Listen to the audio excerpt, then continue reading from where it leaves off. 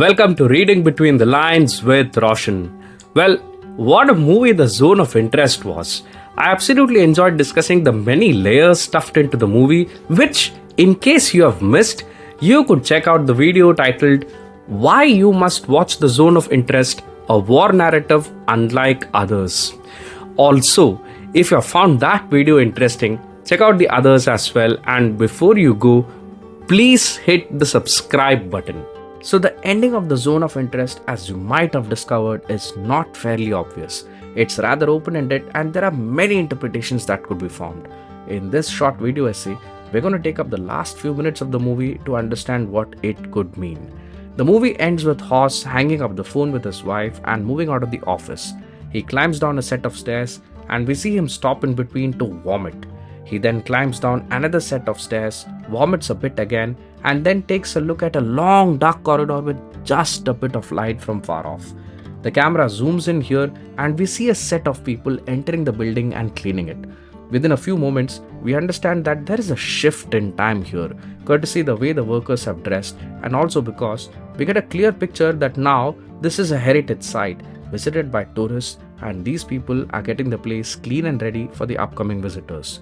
What we wonder, however, is why this is happening. Why are we shown the present when this so far has been a historical movie with the time period clearly set in 1940? There could be multiple answers to this.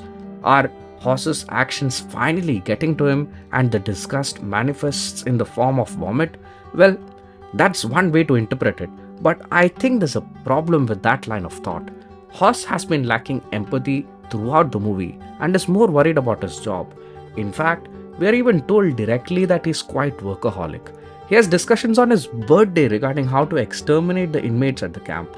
In fact, even the conversation that just preceded this scene where he's talking to his wife, we don't see Hoss under any kind of repentance for his actions.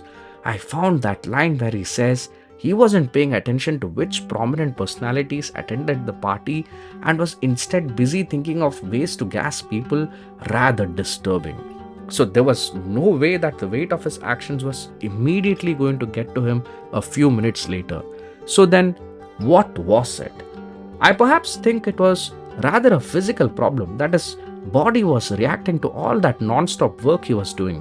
We see him undergo a medical checkup a scene before this one, and while we may not assign much meaning to it at the time, passing it off as a routine checkup, it could probably have been signs of a health issue.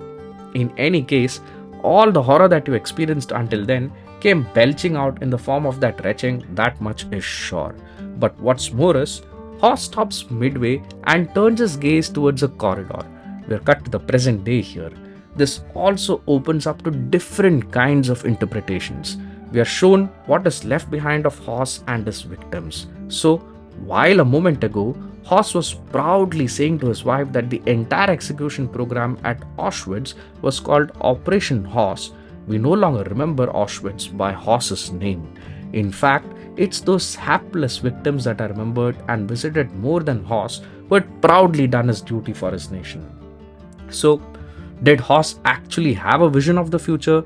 Maybe the writers want to show us he did, or maybe the writers probably decided to stick to a more realistic version, suggesting that it's the victims who are actually more important, thus creating another contrast where the central character or characters until then were Hoss and his wife. I thoroughly enjoyed the movie, and it has been a rather different telling of the Holocaust than the ones I've seen before. I hope you enjoyed this session on the movie's ending. Until I see you again with my next video, goodbye.